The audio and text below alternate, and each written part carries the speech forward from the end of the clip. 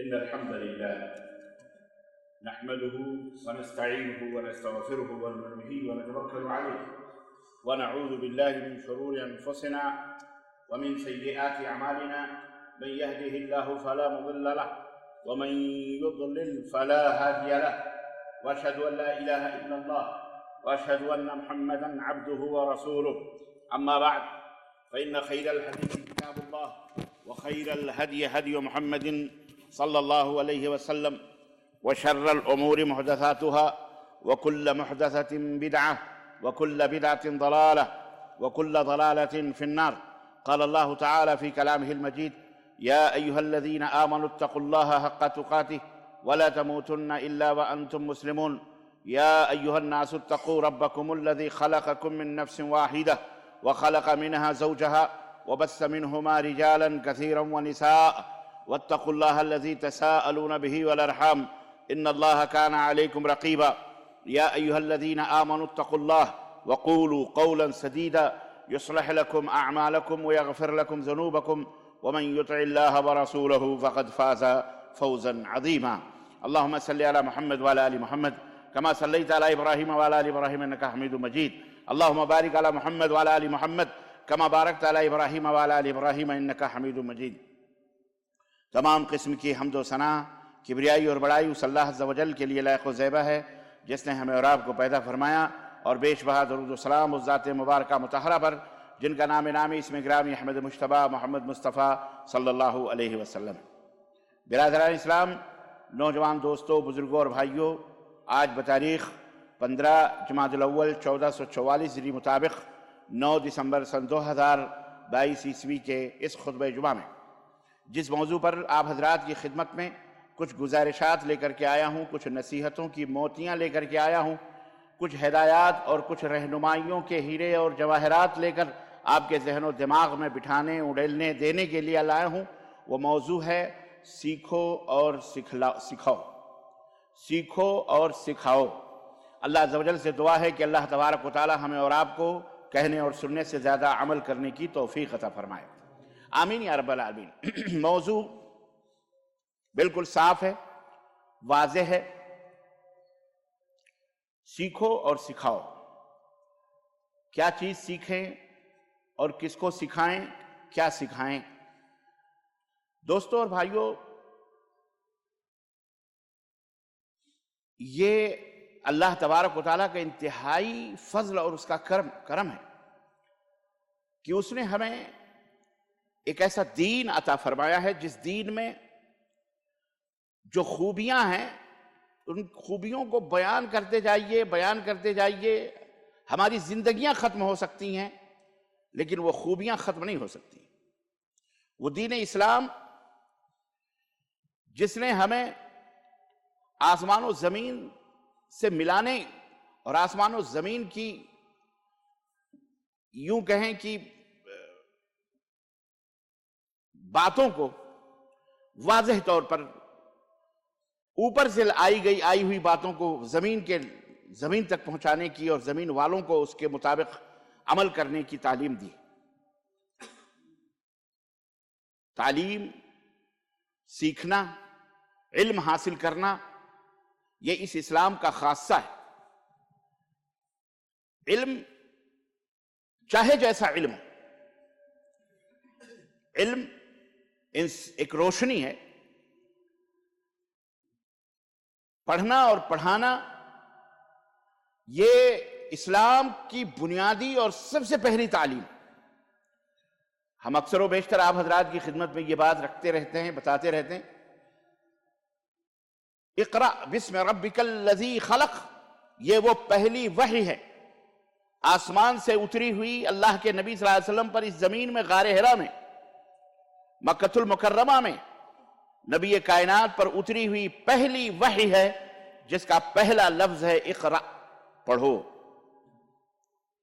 تعلیم حاصل کرو، علم حاصل کرو۔ اور اللہ کے رسول صلی اللہ علیہ وسلم فرمایا طلب العلم فریضۃ علی کل مسلم، علم کا حاصل کرنا ہر مسلمان پر فرض ہے۔ سیکھو، سیکھنا یہ اتنا وسیع مفہوم ہے، اتنا وسیع معنی ہے اس کا کہ میں آپ کو مکمل طریقے سے میں کیا بتاؤں، بس یہ سمجھ لیں ہر چیز سیکھو، جس میں بھی خیر ہے، جس میں بھی بھلائی ہے، اسے سیکھو اور اسے لوگوں تک پہنچاؤ۔ دیکھیں سب سے بڑی خیر کی چیز قرآن کریم ہے،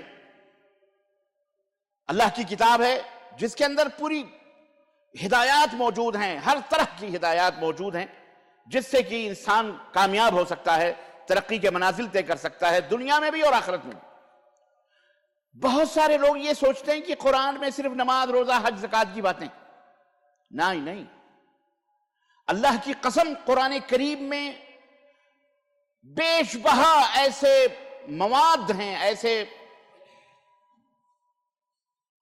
ایسے علوم موجود ہیں اور ایسی معلومات کا خزانہ ہے قرآن کریم کہ جس پر آج مسلمان بھولا ہوا ہے، مسلمان اس سے بہت دور ہے، لیکن دوسرے لوگ اس سے فائدہ اٹھاتے ہیں، ان علوم سے، ان سبجیکٹوں سے، ان مادوں سے، اور ان جو دین اور دنیا سب کے لیے اس کے اندر خیر اور بھلائی ہے۔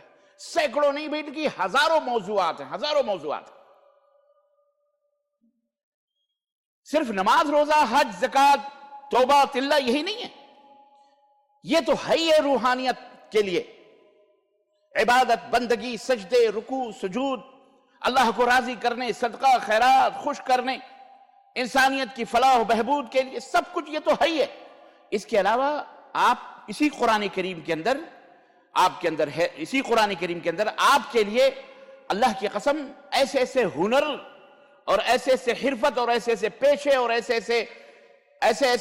یوں سمجھیے صفات اور ایسی لیاقتیں اور ایسی صلاحیتیں پیدا کرنے کی دعوت دی گئی ہے کہ آپ انگشت بدندہ رہ جائیں گے، حیران رہ جائیں گے اگر ان کو پڑھیں گے تو۔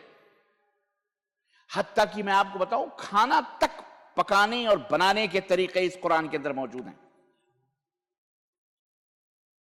آپ کو کس انداز سے آپ کو حدادیت جس کو کہتے ہیں، آہنگری جس کو کہتے ہیں، لوہار، نجار جس کو کارپینٹر ہم کہتے ہیں، ہر قسم کے فنون اور ہر قسم کے اس کے اندر ہنر موجود ہیں، جس کے اندر لوگوں کو بتایا گیا ہے کہ تم اس طرف آگے بڑھو، اور یہ رکھے اسی لیے گئے ہیں تاکہ اس دنیا کو آباد کرو، اللہ کی عبادت کرو۔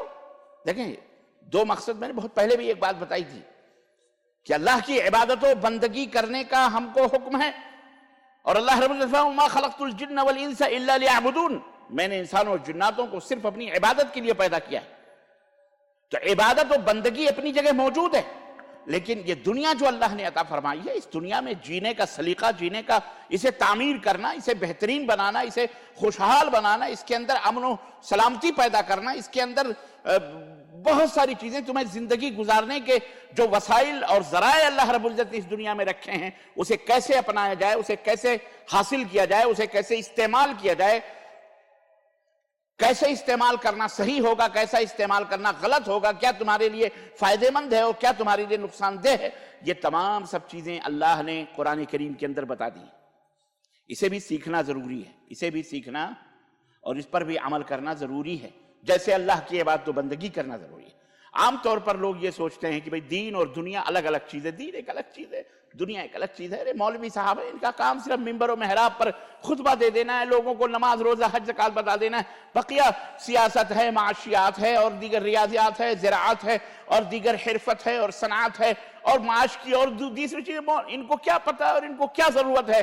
اسلام ان تمام سب چیزوں کے لیے ہم کو آزاد چھوڑا ہوا ہے کہ ہم جیسے چاہیں کریں، اور جیسے چاہیں اپنے ملک کو، اپنے آپ کو، اپنے گھر کو، اپنے وطن کو، اپنے دیش کو، اپنے باسیوں کو، اپنے ملک، اپنے شہر کو آگے بڑھائیں اور ترقی کریں۔ بس یہی ہم آزاد ہیں، اسلام نے اس سلسلے میں کوئی تعلیم نہیں دی۔ یہ فکر یہود و نصارہ کی ڈالی ہوئی، دشمنان اسلام کی پیدا کی ہوئی یہ ہے جو انہوں نے مسلمانوں کو گمراہ کیا ہے، یہ سوچ ڈال کر کے۔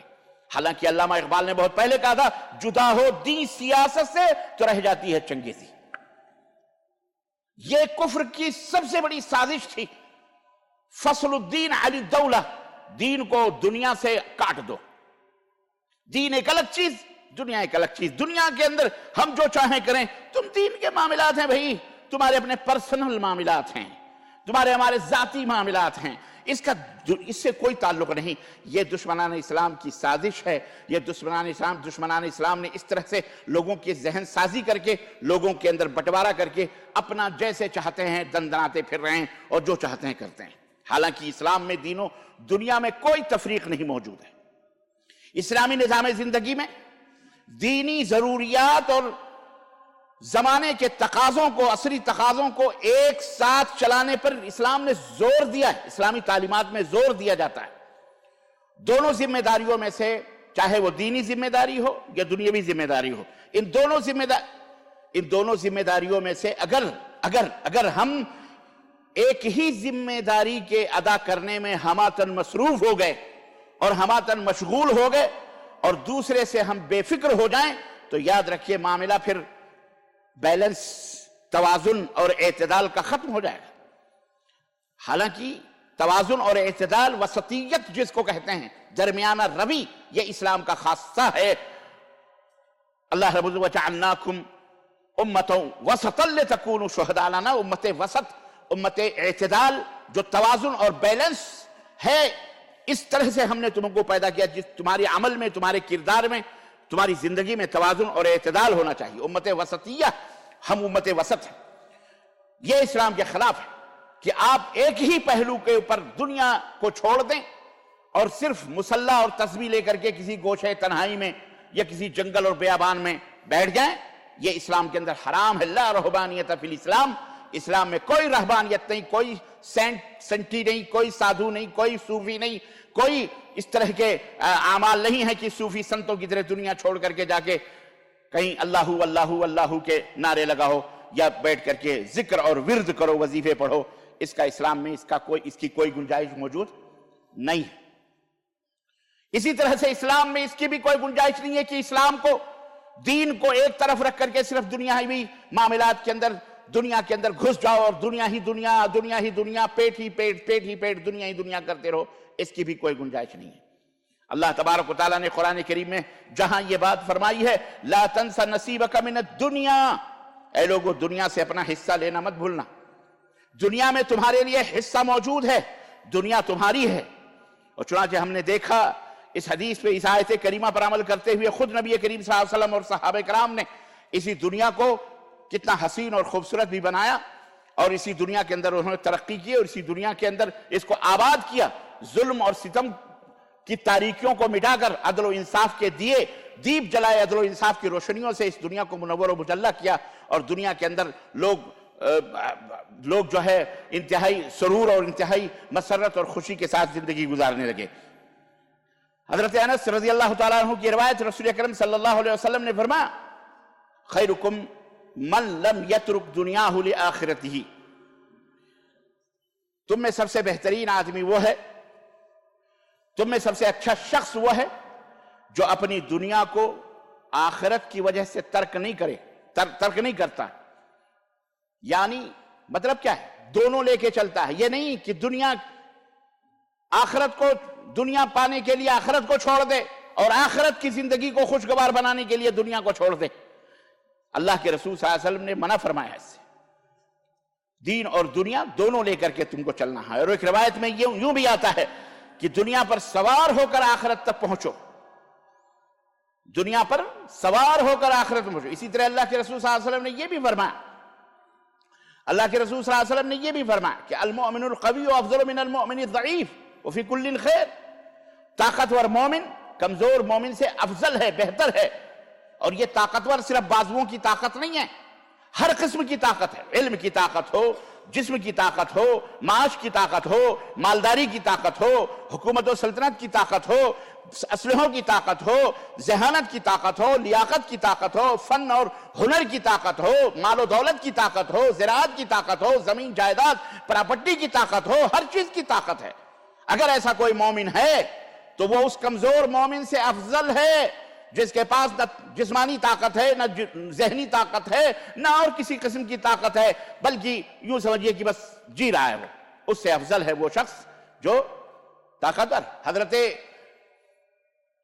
احمد بن حنبل رحمۃ اللہ علیہ کی خدمت پہ چند لوگ حاضر ہوئے اور انہوں نے کہا کہ فوج سرحد پر لڑنے کے لیے تیار ہے، اور اعلان ہو چکا ہے جنگ میں بھرتی ہونے کا. 2 کمانڈروں کے جھنڈے ہیں. ایک کمانڈر انتہائی متقی اور پرہیزگار اور نیک اور صالح ایک شخص ہے جو انتہائی متقی پرہیزگار نیک اور صالح ہے. ایک وہ شخص ہے لیکن عسکری میدان میں فوجی میدان میں کمزور ہے. فوجی میدان میں کیا ہے وہ کمزور ہے. اس کو عسکریت کا اتنا تجربہ نہیں ہے. لڑائی بھیڑائی کا لڑائی بھیڑائی کرنے کا اتنا تجربہ نہیں ہے. ایک دوسرا کمانڈر ہے جو تقوی پرہیزگاری میں کم ہے, نیکیاں اس کی کم ہیں, وہ زیادہ تقوی پرہیزگار نہیں ہے, لیکن عسکری میدان میں وہ سب سے پاورفل ہے. اس کو جنگی فنون اور جنگی حربی فنون کا اور اسے لڑانے کا, فوج کو آگے بڑھانے کا اور اس کی حفاظت کرنے کا اسے زیادہ ملکہ ہے, اس کو زیادہ تجربہ ہے, اس کو زیادہ فن حاصل ہے, اس کے پاس زیادہ ہنر ہے. تو اے امام آپ ہم کو بتائیے کہ ہم کس کمانڈر کے ساتھ جائیں؟ اس کمانڈر کے ساتھ جو کمانڈر انتہائی متقی اور پرہیزگار ہے لیکن عسکری میدان میں عسکریت میں لڑائی بھیڑائی میں اس کو اتنا تجربہ نہیں ہے, یا اس آدمی کے پاس جن کے پاس نیکیاں کم ہیں, تھوڑا اتنا متقی پرہیزگار نہیں ہے, نیکیاں کم ہیں, تھوڑے بہت نیکیاں ہیں, ایمان سب کچھ ہے, لیکن اس کے پاس عسکری طاقت اور یہ تمام سب چیز, کس کے ساتھ جائیں؟ حضرت امام احمد بن حنبل رحمۃ اللہ علیہ نے فرمایا, کہا سنو, جو آدمی انتہائی متقی پرہیزگار سب کچھ ہے, اچھی بات ہے, وہ افضل ہے, بہتر ہے, اس لیے کہ اس کے پاس تقوی ہے, پرہیزگاری ہے, اس میں کوئی شک نہیں, لیکن وہ تقوی اور پرہیزگاری صرف اس کی ذات تک محدود ہے. اگر اس کے پاس لڑائی کے فنون حاصل نہیں ہے, اسے تدابیر اور ہنر نہیں ہے لڑنے بھیڑنے کا, تو وہ تقوی اور پرہیزگاری تو اس کی ذات تک محدود ہے. اس کی ذات, وہ اپنی ذات کو بچا لے گا لیکن قوم کو لے جا کر کے گڈھے میں ڈال سکتا ہے.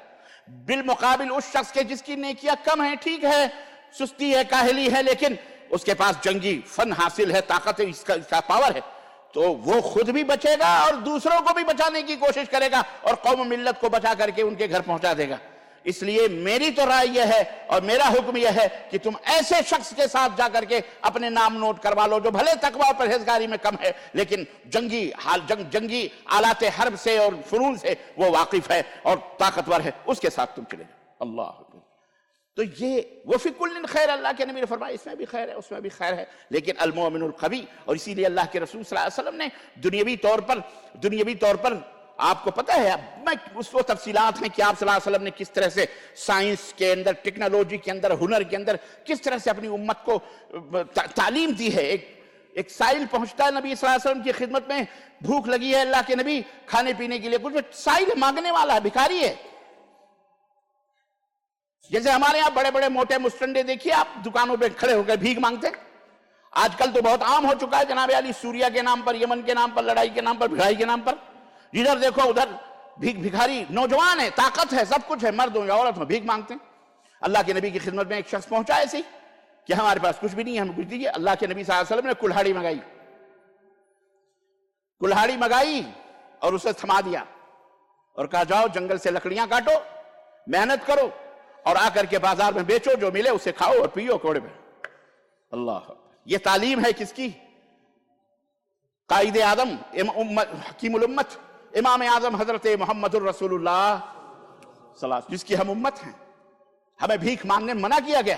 اللہ کے رسول صلی اللہ علیہ وسلم نے فرمایا جو بھیک مانگتے ہیں قیامت کے دن ان کے چہروں پر گوشت نہیں رہیں گے, نوچے ہوئے گوشت رہیں گے.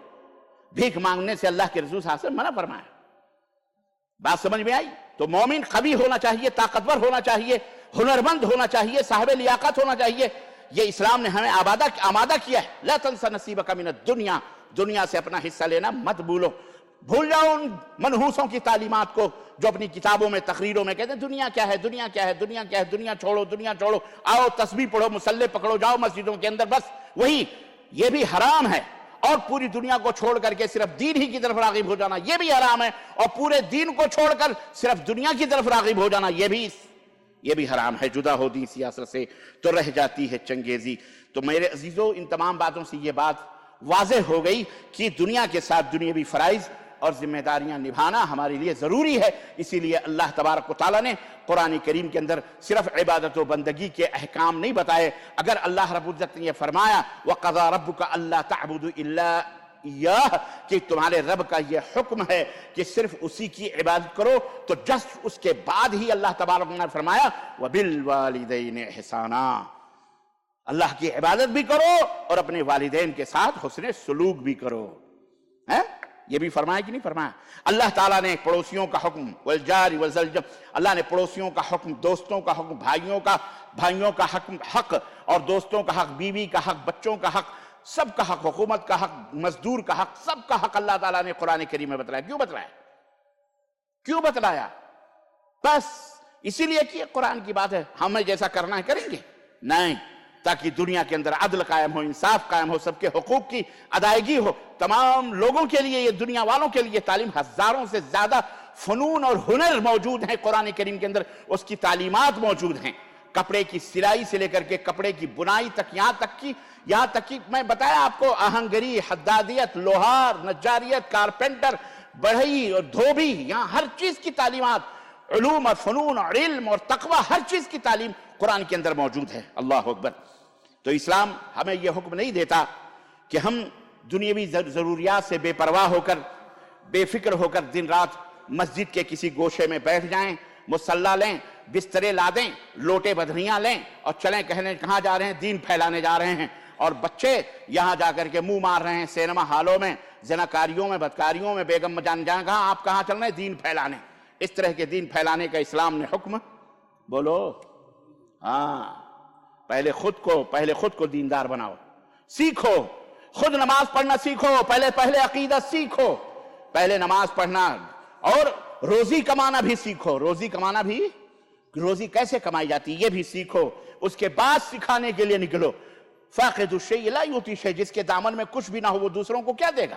اناڑی آدمی کیا دوسروں کو سکھائے گا سوائے اناڑی پن کے؟ آپ کے پاس فن ہوگا، آپ کے پاس ہنر ہوگا، آپ کے پاس علم ہوگا، آپ کے پاس تعلیم ہوگی، ایجوکیشن ہوگا، شکشا ہوگی. آپ عقیدے کے دنیا کے معاملات میں، دین کے معاملات میں جب آپ جانکار ہوں گے جبھی تو لوگوں کو بتلائیں گے. جب آپ اس کو خود علم نہیں ہے تو آپ کو کیا پتا؟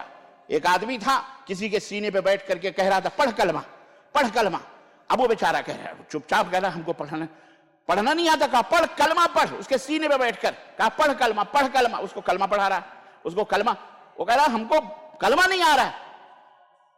تو کسی چلنے والے راہگیر نے کہا ارے بھائی صاحب اسے نہیں آ رہا ہے تو آپ تو پڑھ کے سکھا دو، آپ تو بتا دو کہ کلمہ کیسے پڑھنا، جب وہ کہہ رہا ہم کو پڑھنا نہیں آ رہا. تو اس نے کہا اگر مجھے معلوم ہوتا تو میں اس سے کیوں کہتا پڑھ کلمہ، میں خود نہ پڑھ دیتا، مجھے خود پتا نہیں. تو جس کو خود پتا نہ ہو کسی چیز کا وہ دوسروں کو کیا سکھائے گا؟ اس لیے سب سے پہلے سیکھو، نماز سیکھو، عقیدہ سیکھو، توبہ کرنا سیکھو، تقوی سیکھو، پرہیزگاری سیکھو، قرآن سیکھو، حدیث سیکھو، اللہ کے نبی کی سیرت سیکھو، فقہ سیکھو، سب سیکھو. دین، نماز، روزہ، حج، زکوٰۃ کیسے کیا جائے، اللہ کو راضی کیسے کیا جائے یہ بھی سیکھو. اور بیوی کو، بچوں کو، اولاد کو، ماں کو، باپ کو، بھائی کو، بہن کو، پڑوسی کو، ملک کو، وطن کو، کیسے مسلم کو، غیر مسلم کو کیسے خوش کیا جائے گا، کیسے حسن سلوک، کیسا سلوک اور کیسا بیہیویئر، کیسا برتاؤ ان کے ساتھ کیا جائے گا، یہ بھی سیکھو. یہ بھی بولو یہ بھی سیکھو کہ بیوی کو کیسے خوش کرنا ہے، یہ بھی سیکھو شادی کیسے کرنی ہے، یہ بھی سیکھو نکاح کے کیا اصول اور ضابطے ہیں، یہ بھی سیکھو تجارت کیسے کرنی چاہیے، حلال کیا ہے، حرام کیا ہے، اس کے اندر کیا کیا خوبیاں، کس کے اندر کیا کیا منفعتیں اور کیا کیا مضرتیں اور کہاں کہاں فائدہ کہاں کہاں نقصان ہے، یہ بھی سیکھو. محترم سیکھو، یہ سب اسلام ہے. یہ سب حضرت نبی کریم صلی اللہ علیہ وسلم، حضرت زید بن ثابت کہتے ہیں کہ یہودیوں کے خطوط آتے تھے. میں خاص طور سے یہاں اپنے علماء حضرات کو، مدارس کے ذمہ داران کو جو عضو معطل بنا رہے ہیں، قوم کے بچوں کو صرف حفظ کے نام پر، قرآن کے نام پر اور دینی تعلیم کے نام پر ایک اپاہج بنا کر کے دنیاوی اعتبار سے دنیا کے اندر امپورٹ کر رہے ہیں. ذرا سا کورونا کا جھٹکا کیا لگا، سارے مولوی روڈوں پر آ گئے. کورونا نے تھوڑا سا رنگ کیا دکھایا، ایک مصیبت آ گئی، سارے مولوی مدرسے مسجد چھوڑ خلاص بھکاری بن گئے. کیا کھائیں گے، کیا پئیں گے، ہے ہی نہیں، ہنر معلوم ہی نہیں. علم ہے، ہنر نہیں، فن نہیں معلوم. مدارس بند ہو گئے، کالجز بند ہو گئے، یونیورسٹیز بند، سب کچھ بند ہو گئے. کیا کھائیں گے، کہاں پر، تنخواہ بند، سب کچھ بند، کچھ نہیں آتا، کپڑا سلنا بھی نہیں آتا. ہمارے نبی تو پھر بھی اپنے کرتے میں بٹن لگا لیا کرتے تھے. ہمارے نبی فنون سپاہ گری سے واقف تھے. ہمارے نبی بہت سارے تمام خوبیوں کے مالک تھے. اور صحابہ کرام رضوان اللہ تعالی علیہم اجمعین کی بات تو کیا کہنے. اللہ اکبر. تو محترم، ذرا کورونا کا جھٹکا لگا، سب راز فاش ہو گئے. میں ان کو درخواست کروں گا کہ دنیا کی ہر زبان ہماری زبان ہے، چاہے وہ فرینچی ہو، چاہے وہ انگریزی ہو، چاہے وہ پنجابی ہو، چاہے وہ جاپانی ہو، چاہے وہ یاپانی ہو، چاہے وہ ہندی ہو، چاہے وہ اردو ہو، چاہے سردو ہو، چاہے کچھ بھی ہو، امریکی ہو، سب زبان ہماری زبان.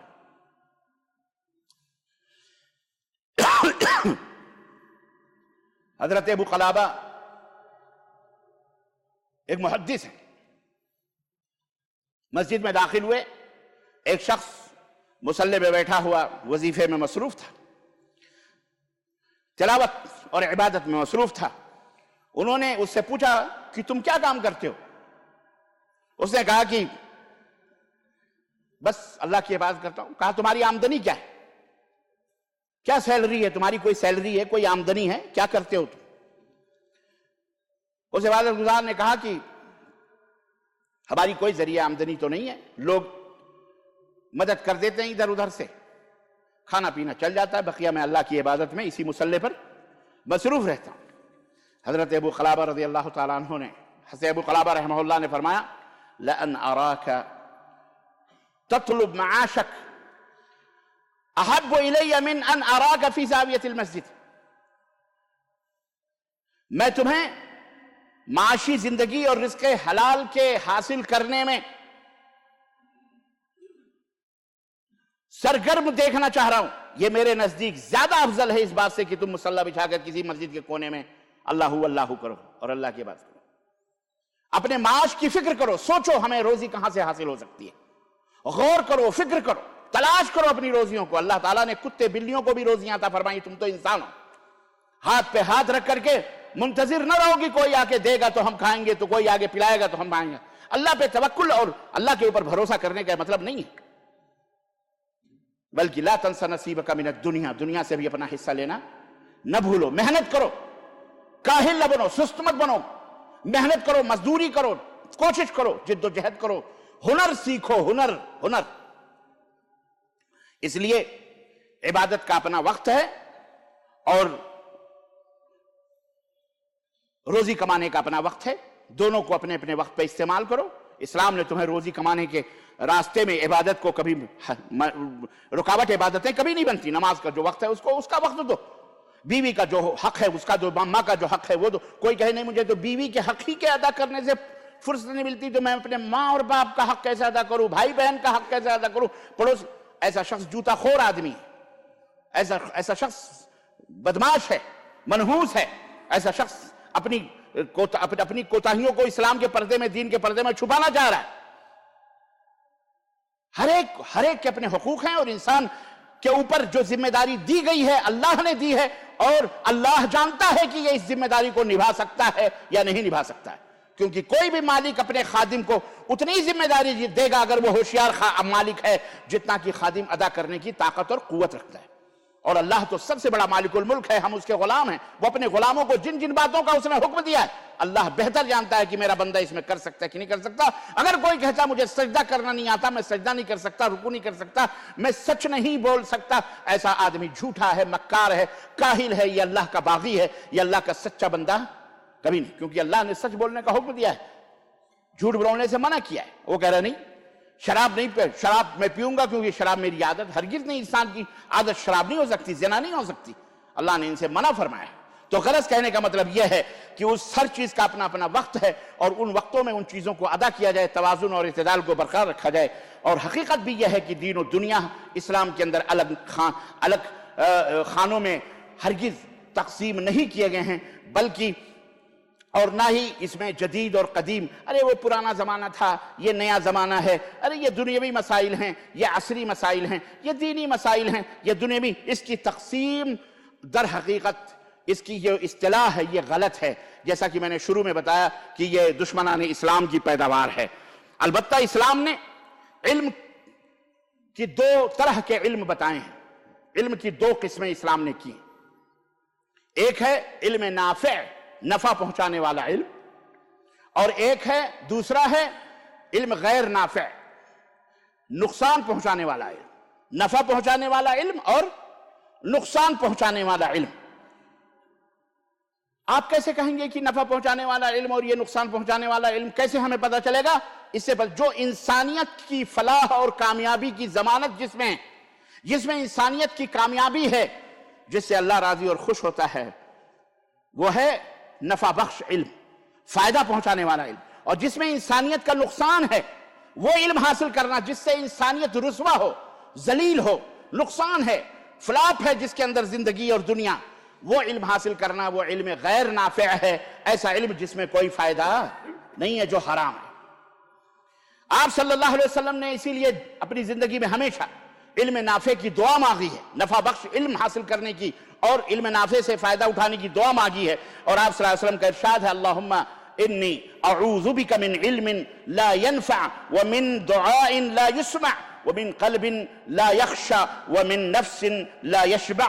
علامہ البانی رحمۃ اللہ علیہ نے اس حدیث کو صحیح قرار دیا۔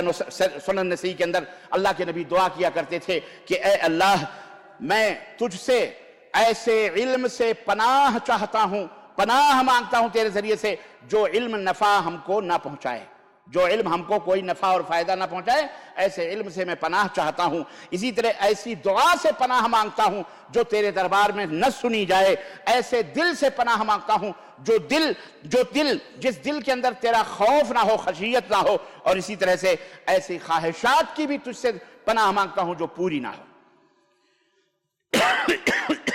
تو یہ ایسا علم جو انسانیت کے لیے، آپ کے لیے فائدہ مند ہو، اسی علم کے لیے دعا کرنا چاہیے۔ تو علم حاصل کرنا چاہیے اور اس علم کے لیے دعا کرنی چاہیے۔ اور ایسا علم دنیا کو پتہ ہے، آپ شراب بنانے کا علم حاصل کریں، جوا کھیلنے کا علم حاصل کریں، سٹا، اور جیسے آج اسکولز اور کالجز میں لڑکیوں کو نچایا جاتا ہے، اس کو فنون اور ثقافت کا نام دیا گیا ہے۔ کیا نام دیا گیا ہے؟ ڈانس پارٹیاں ہو رہی ہیں، ڈانس سکھایا جا رہا، ناچ سکھایا جا رہا، طبلے ہارمونیم سکھایا۔ یہ کیا ہے؟ اس سے کون سی قوم کی فلاح اور بہبودیت ہوتی ہے؟ اس سے رذالت ہوتی ہے، اس سے ضلالت ہوتی ہے، اس سے منافقت پیدا ہوتی ہے، اور اللہ رب العزت کی لعنت برستی ہے ایسے لوگوں کے اوپر جو ان تمام سب علوم کو دنیا کے اندر فروغ دیتے ہیں اور پھیلاتے ہیں، ناچ کو، گانے کو، ڈانس کو، اور اس طرح کی پارٹیاں کرتے کروا، ایسے لوگ، لعنت ہوتی ہے ایسے لوگوں کے اوپر جو لوگ اس طرح کے علم دنیا کے اندر پھیلائیں اور اس طرح سے علوم دنیا سے لوگوں کو متعارف کروائیں۔ ایسے لوگ اللہ تبارک و تعالیٰ کے بہرحال مجرم ہوتے ہیں، گنہگار ہوتے ہیں۔ اللہ ہمیں ایسے مجرموں اور ایسے گناہوں سے محفوظ رکھے۔ البتہ وہ علم جس میں انسان کی ترقی ہو، انسان کی فلاح ہے، انسان کی بہبودی ہے، معاش کا علم، تجارت، اور اسی طرح ہر میدان میں اللہ تعالیٰ نے عبادت کا مسئلہ ہو، تجارت کا مسئلہ ہو، معیشت کا مسئلہ ہو، ثقافت کا مسئلہ ہو، فنون کا مسئلہ ہو، ہنر کا مسئلہ ہو، ہر جگہ حلال و حرام کی پوری تمیز قرآن میں اور احادیث کے اندر موجود ہے۔ قرآن اور احادیث کے اندر موجود ہیں۔ اللہ تبارک و تعالیٰ احل اللہ البیع وحرم الربا، تجارت حلال ہے، لیکن سود اور سود کے جتنے بھی اقسام اور انواع ہیں وہ تمام سب حرام قرار دیے گئے۔ اللہ تعالیٰ نے فَانكِحُوا الْأَيَامَ مِنكُمْ، نکاح کرو، نکاح کو حلال قرار دیا ہے، اور اسی طرح سے وَلَا تَقْرَبُوا الزِّنَا، زنا کے قریب مت جاؤ، زنا سے منع فرما دیا ہے۔ ایسے ہی اللہ تعالیٰ نے حلال چیزیں کھانے کا حکم دیا ہے، اور حرام، مردار، شراب، یہ تمام سب چیزیں منع فرمائیں۔ تو ساری چیزیں موجود ہیں الحمدللہ، صرف ہم کو نالج لینے کی ضرورت ہے، علم لینے کی ضرورت ہے۔ عزیزان گرامی، ایک بات آگے بڑھا کر کے میں اپنی بات ختم کرنا چاہوں گا۔ ہنر، علم کے بعد، علم کے ساتھ ساتھ، تعلیم کے ساتھ ساتھ ہنر بھی ضروری ہے۔ تعلیم کے بغیر اگر کوئی ہنر ہے تو وہ بھی فلاپ ہو جاتے ہیں، اللہ کی چند لوگ ہیں کامیاب ہو جائیں۔ لیکن اور اسی طرح سے صرف ہنر ہو اور صرف تعلیم ہو اور ہنر نہ ہو، وہ بھی سمجھیے اکثر و بیشتر لوگ فلاپ ہیں۔ آج دیکھیے ہمارے ملکوں کے اندر بے روزگاری کا حال جو ہے، آپ جانتے، بڑی بڑی ڈگریاں لیے ہوئے لوگ جوتیاں چٹکھا رہے ہیں، ان کو کوئی نوکری دینے والا، پوچھنے والا نہیں ہے۔ کیوں؟ ان کے پاس ہنر نہیں ہے۔ پکوڑا بنانے تک کا ہنر نہیں ہے بیچاروں کو۔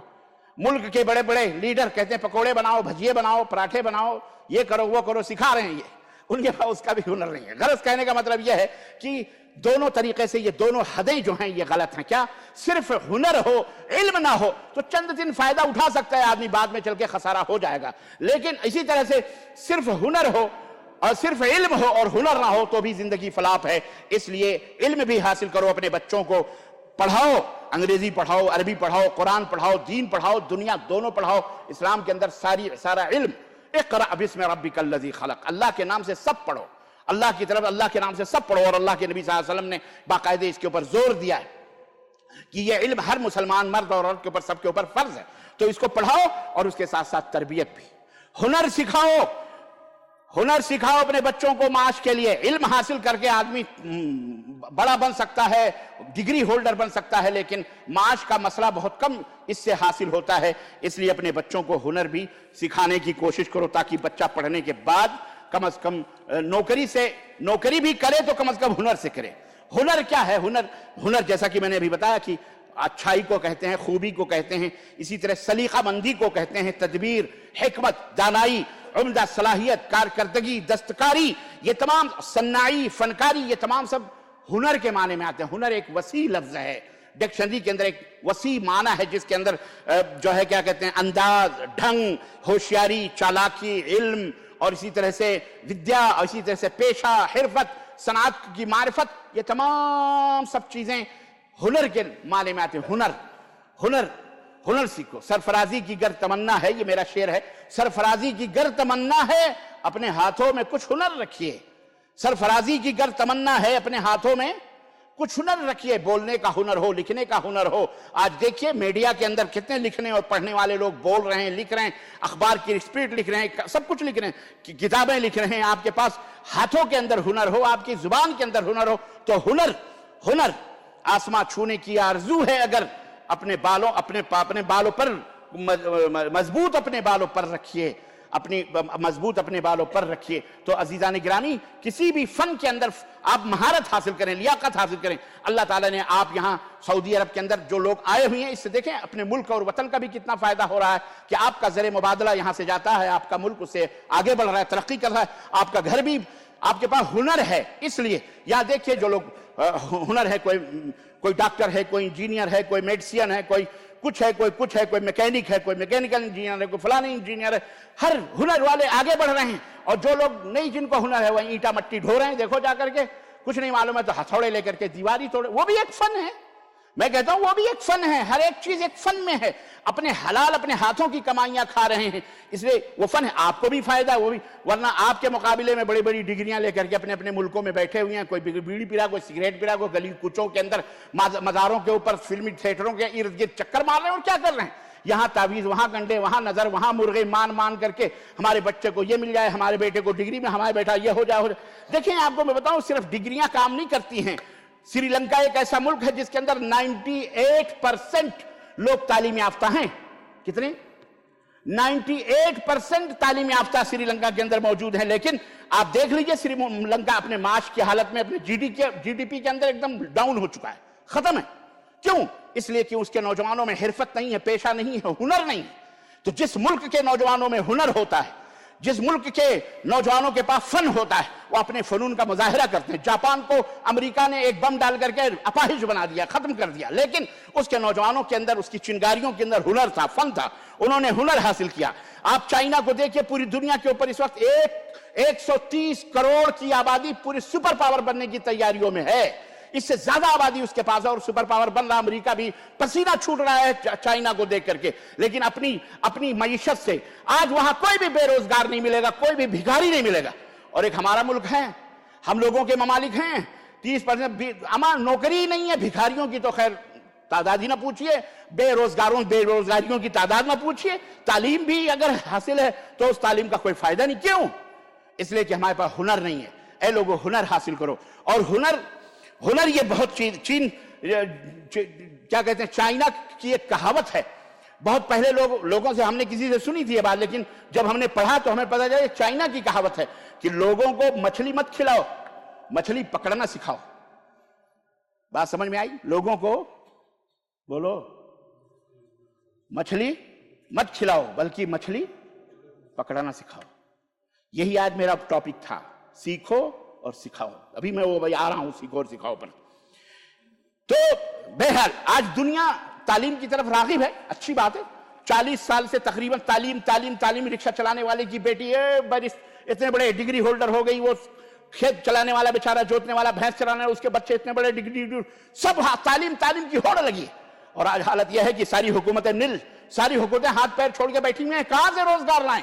روزگار ہے ہی نہیں، کیونکہ نوجوان لڑکے لڑکیاں ان کے پاس ہنر نہیں ہے. ان کے پاس ہنر، جن کے پاس ہنر ہے، جو کمپیوٹر انجینئر ہے، الیکٹرک انجینئر ہے، جو کہربائی ہیں، جو نجار ہیں، جو حداد ہیں، جو بھلے وہ انگوٹھا چھاپ ہیں، لیکن آج کروڑوں کروڑوں نوٹ چھاپ رہے ہیں نوٹ. آپ لوگوں میں کتنے بیٹھے ہوئے لوگ لکھپتی کروڑ پتی بنے ہوئے بیٹھے ہیں، جبکہ ان کو سائن کرنا بھی نہیں آتا الا من رحم اللہ. بہت سارے لوگ ہیں. تو جناب علی، اللہ کے نبی نے بھی گھڑ سواری سکھلائی، تیر اندازی سکھلائی، آپ نے کشتی لڑی، خود بھی کشتی لڑی، پہلوانی سکھلائی، طاقتور. یہ کیوں کیا اللہ کے نبی صلی اللہ علیہ وسلم نے؟ بتایا زراعت اور اس کے بارے میں تعلیم دی اللہ کے رسول صلی اللہ علیہ وسلم اہل مدینہ کو. غرض سب چیزیں موجود ہیں، لیکن ہم موجود نہیں، ہمارا دماغ موجود نہیں، ہماری سوچ موجود نہیں. اس لیے اپنے بچوں کو تعلیم کے ساتھ ساتھ ہنر، تربیت بھی دو، عملی تطبیق بھی ان کو سکھاؤ، تاکہ وہ پڑھنے کے بعد بے روزگار نہ. بھلے وہ سلائی کیوں نہ ہو، بھلے وہ جوتے کی سلائی کیوں نہ ہو، بھلے وہ چمڑے کی اسکیننگ کیوں نہ ہو، بھلے وہ کوئی بھی ہو، ہنر ہونا چاہیے. ہنر سمجھ رہے ہو؟ ہنر. سورہ فاتحہ نہیں یاد ہے، نماز نہیں معلوم، لیکن اس کو ہنر ہے، کارپینٹر ہے، وہ جناب علی کہربائی ہے. آپ بڑے بڑے لوگ، بڑے بڑے ڈاکٹر، بڑے بڑے انجینئر محتاج ہیں اس کو کہ گھر میں لائٹ نہیں ہے، اے سی خراب ہو گئی، فریج خراب ہو گئی، فلاں ہو گیا، یہ ہو گیا، ہے کہ نہیں ہے؟ ہنر. اس لیے ہنر یہ بہت ضروری ہے موجودہ دور میں. ہم کو چاہیے کہ ہم اس طرح کے فاؤنڈیشن قائم کریں، ہنر اور حکمت کے فاؤنڈیشن ادارے قائم کریں، انچوز ہو حکومتی سطح پر، اور تاکہ انٹرمیڈیٹ پڑھنے والے مڈل کلاس کے بچے جو کچھ بھی ہیں پڑھیں بھی، اور ساتھ ساتھ ان کو ہنر بھی سکھایا جائے، تاکہ اس ہنر سے اپنے ملک کو، اپنے وطن کو ترقی دیں.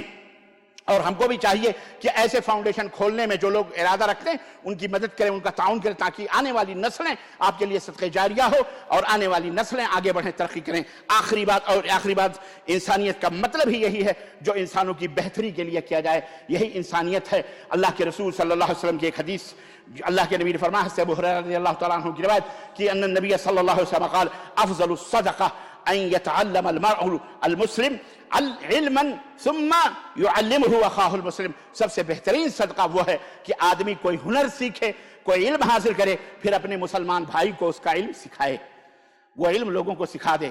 اس لیے میرے حاضرین میں بڑے بڑے ڈاکٹرز بھی ہیں، انجینئرز بھی ہیں، فنکار بھی ہیں، ہنرمند بھی ہیں، صلاحیت اور لیاقت کے مالک بھی ہیں. میں آپ سے درخواست کروں گا، اے میرے بھائیو، اے میرے دوستو، اللہ نے صرف ممبر پہ کھڑے ہونے کا اگر مجھے یہ فن حاصل ہے اور اس فن کے ذریعے میں آپ کو علم دین حاصل کرنے کی دعوت دیتا ہوں، سکھا رہا ہوں اللہ اور اس کے دین کی شریعت، تو آپ بھی اپنی جگہ پر عالم ہیں، آپ بھی اپنی جگہ پر عالم دین ہیں. جتنا بھی علم آپ کے پاس ہے آپ اپنے مسلمان بھائیوں کو سکھانے کی کوشش کرو، اپنے محلے میں، اپنے گاؤں میں، اپنی بستی میں، اپنے شہر میں، اپنے ایریوں میں، جہاں کہیں بھی مسلمان بچے 2-5 کو آپ اپنا فن سکھا دو، ہنر سکھا دو. رب کعبہ کی قسم ہے، اگر ایک مولوی یہ دعویٰ کر سکتا ہے کہ اگر قرآن سکھلانے والے کو مرنے کے بعد بھی اس کا ثواب ملے گا، رب کعبہ کی قسم ہے، منبر رسول سے بات کہتا ہوں کہ جس تعلیم کو تم نے، نفع بخش تعلیم کو جو انسانیت کی خیر و بھلائی کے لیے اور دین کی بھی خیر و بھلائی کے لیے ہے، اگر تم نے اپنے بھائی کو، اپنے بچے کو، اپنے محلے کے، اپنے کسی مسلمان بھائی کو سکھا دیا، پنچر بنانے ہی کا ہنر کیوں نہ ہو، رب کعبہ کی قسم ہے جب تک وہ کمائے گا اس کا اجر و ثواب تمہیں بھی ملے گا انشاءاللہ تبارک تعالی. اس لیے سیکھو. اور بہت سارے ہمارے مسلمان بھائی، میں آخری بات کر رہا ہوں، بہت سارے ہمارے مسلمان بھائی ہیں ماشاءاللہ میکینک ہیں، بہت کچھ. ماں بیچاری اپنے چھوٹے چھوٹے بچوں کو بھیجتی ہے کہ بھیا ہمارے بچے کو میکینک بنا دو، ہمارے بچے کو یہ بنا دو، ہمارے بچے کو وہ بنا دو. یہ جتنے بھی میکینک ہیں اللہ مرحم اللہ چندے کو چھوڑ کر، ورنہ اکثریت اسی میں ہے. 2 مہینے 3 مہینے میں آدمی سیکھ سکتا ہے، لیکن 3 سال 6 سال اس کو رگڑاتے ہیں غریب کو. اللہ کی قسم صرف پانے لا بے 12 نمبر کا لے، 10 نمبر کا لے، 2 نمبر کا دے، 5 نمبر کا دے، وہ بیچارہ 6 مہینے 8 مہینے سال بھر اسی میں ناچتا ہے، نہیں سکھاتے. اے تم مسلمان ہو، چھی تو ہے تمہارے اوپر، چڑی ہے تمہارے اوپر، تم مسلمان ہو، یہ تمہارا دماغ ہے، یہ تمہارا دل ہے. تم ڈاکٹر ہو، انجینئر ہو، سکھاؤ نا، وکیل ہو، لائر ہو، کارنر میٹنگیں کرو نا، نوجوانوں کو بتاؤ کہ ملک کے قانون کیا ہے، سسٹم کیا ہے، نظام کیا ہے. نوجوان جیل میں جا رہے ہیں، کیسے بولنا، کیسے چلنا، کیسے پھرنا، تمہارے حقوق کیا بتانا. تو اگر انجینئر ہے، اگر تو لائر ہے، لائر نہیں تو لائر ہے، جھوٹا ہے، مکار ہے، صرف شکم پروری کے لیے ڈاکو بنا ہے. تو ڈاکٹر نہیں ہے، پھٹیچر ہے. تو شرم کرو، تمہیں شرم آنی چاہیے، غیرت آنی چاہیے. تم نے سوچا صرف مولوی صرف خیر کی باتیں بتائیں، ہم اپنا جہنم بھریں، پیٹ بھریں. اسی لیے یہ عدم توازن اور یہ غیر اعتدالی پر سماج اور سوسائٹی کو برباد کر رہا ہے. یہ ہمارے مسلمان، پڑھے لکھے مسلمان، کوئی سیاسی لیڈر ہے اپنے ہی بھر رہا ہے، سور کا کیا بتاؤں میں، پیٹ ہی نہیں بھر رہا ہے. 50 एकड़ के ऊपर उसके घर हैं, उसके फार्म हाउस हैं। बेचारे गरीब जिससे वो वोट लेता है, वो भिखारी, उस बेचारे के घर में एक लाइट भी नहीं जलती, जिसके ऊपर वो मिनिस्टर बना हुआ है, लीडर बना हुआ, सब कुछ बना हुआ है। ये इंसानियत है? ये कहां है ये इंसानियत? हम मौलवी मौलवी मौलवी मौलवी मौलवी, सब कुछ मौलवी, और तुम। इसलिए सीखो, अगर सीख चुके हो तो सिखाओ। 10 तालिब इल्म से ही 5 साल में डॉक्टर हो, इंजीनियर हो, हुनरमंद हो, हुनर है तुम्हारे पास, किसी भी चीज का हुनर है, सुई धागे डालने का हुनर है, सिलने का हुनर है, जूता चप्पल काटने सिलने का, बनाने का हुनर है। हुनर कोई भी हुनर बुरा नहीं होता। अपने हाथों की कमाइयां ये ज्यादा अफजल हैं भीख मांगने से। बात समझ में आई कि नहीं आई? इसलिए अपने आल औलाद को सिखाओ जो भी हुनर है, अपने महल्ले वालों को सिखाओ। बोलो सिखाओगे कि नहीं सिखाओगे? सिखाओगे कि नहीं सिखाओगे? फिर देखो कैसी बेरोजगारी खत्म होती है, कैसे गुर्बत खत्म होती है, और कैसे मुस्लिम माशरा ऊपर उठता है इंशाअल्लाह तबारक व तआला। अल्लाह हमें इसकी तौफीक अता फरमाए, और अल्लाह हम सबको कुरान और सुन्नत के ऊपर अमल करने वाला बनाए। अल्लाह उसके रसूल की सीरत को, अल्लाह के नबी की सीरत को, कुरान को पढ़ने की अल्लाह तौफीक अता फरमाए, और अल्लाह हमारे दिलों में एक दूसरे के लिए इंसानियत का जज्बा और मोहब्बत अल्लाह तबारक व तआला पैदा फरमाए। अल्लाह आमीन या रब्बल आलमीन। बारक अल्लाहु लना व लकुम फ़िल क़ुरआनिल अज़ीम व नफ़अनी व इय्याकुम बिल आयाति व ज़िक्रिल हकीम।